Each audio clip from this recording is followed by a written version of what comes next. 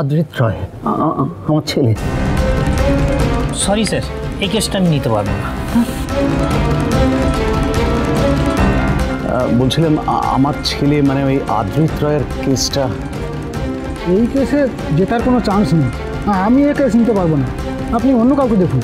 আপনার ভাইপোকে নির্দোষ প্রমাণ করা আমার পক্ষে সম্ভব না। কিন্তু উকিলবাবু আদি কিন্তু নির্দোষ, ও এই খুন করতে পারে না, ও করেনি। না না, আমি পারবো না, প্লিজ আমি পারবো না।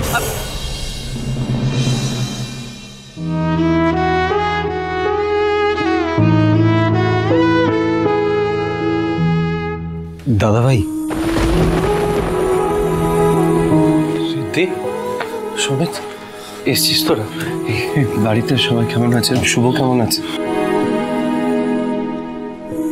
কিরে বল, কেমন আছে শুভ? শুভ ভালো আছে, ওর থেকে তো সবটা শুনলাম।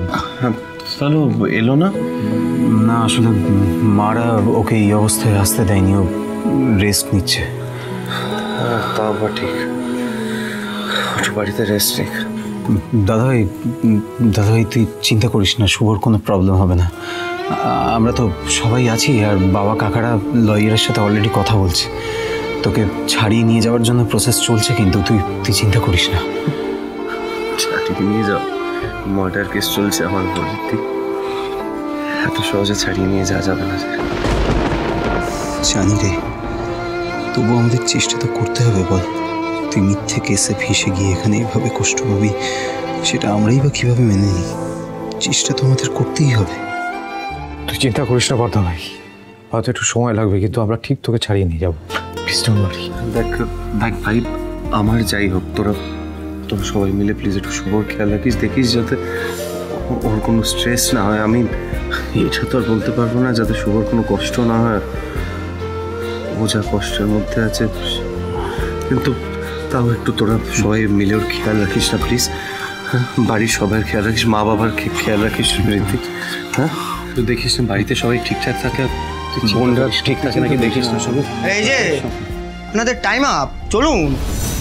হ্যাঁ যাচ্ছি দাদা ভাই, আমরা আসি, আমরা আবার আসবো, তুই চিন্তা করিস না, আমরা তো সবাই আছি, আমরা শুভর খেয়াল রাখবো। ঠিক, আমরা কোর্টে ঠিক প্রমাণ করবোই যে তুই কোনো ক্রাইম করিস নি, দেখবি আমরা প্রমাণ করবোই।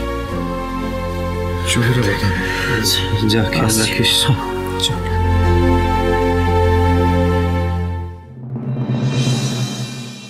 বুঝলে গুরু, বাবু মার্ডার কেসে ভেতরে এসেছে, তাই তো দেখছি খুনের মামলার আসামি, কিন্তু মুখ দেখে তো মনে হয় না যে এসব করতে পারে।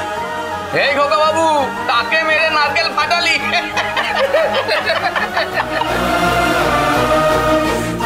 নিউ ইয়র্ক থেকে সোজা কলকাতার লক আপে আমার ট্রিপের আইটেনারিটা ভালোই প্ল্যান করেছো ঠাকুর।